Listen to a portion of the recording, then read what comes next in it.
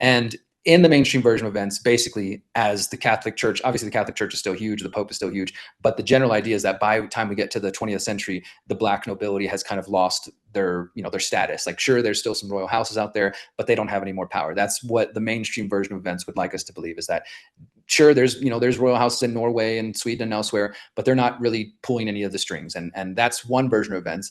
What some of the researchers I talked to, and including John Coleman and other writers, and I do believe there's truth to this, say is that in fact what the royal house has learned to do is to sort of, instead of being in danger of being beheaded, to sort of move to behind the scenes and instead be more like celebrity, figures where people don't really think of them as royalty. Some people still, I guess, pledge loyalty to them or whatever. But for the most part, they've been able to go back behind the scenes. And so some of these families that people point to as the Black nobility, and I'm going to probably mispronounce some of these names. I did my best to pronounce them perfectly while recording it, but today it'll be a different. You have the Colonna, the Massimo, the Orsini, the Ruspoli, the Pagliavicini, the Odoli, and the Borghesi. These are Italian families, and some of them, again, are still existing. Most of them, that's like the historic names. Now, as we come up to today, people talk about other families that are still existing today. And so the ones that John Coleman names, and again, if you were to look up these names, you will still see them in different parts of the world as the royal houses.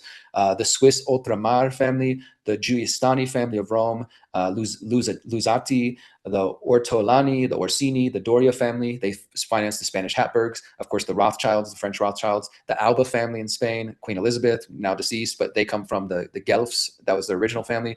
The Montefiore was the man who, Sir Moses Montefiore, who's the man who first established the Jewish establishment in Palestine. So again, you start to see royal family connections to Palestine, to Israel.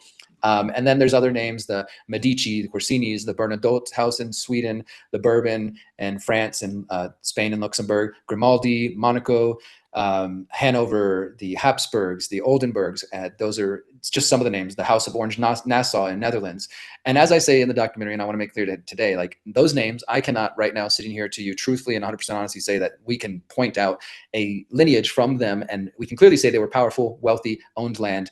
I can't 100% show you that they are part of the conspiracy today, but I do think it's becoming more and more obvious, especially in light of some of the Jeffrey Epstein revelations and like the House of Norway and elsewhere, that these families are still involved in all kinds of corruption, and they do have immense amount of wealth. And what some researchers like Daniel Esterlin and others have talked about is that these families are also still the majority landholders of much of Europe. And so we understand the power of holding land, the power of holding property. And I think that is part of it's, that's also the source of their wealth. They own the majority of the land, right? And so the idea was that these families from Italy started to basically spread across the European continent. Some of them made their way to the UK, to England, and you have the financial district of London, of course, and then eventually spread to different parts of the world. Or even if they, like, for example, we don't have a royal house in the US, of course, but that they still are behind the scenes very much influencing. They would be some of the people sitting at this alleged Committee of 300, or the Prometheans, or the Council, the Society of the Elect, or whatever we want to call them. These royal houses, I believe, absolutely are part of that infrastructure.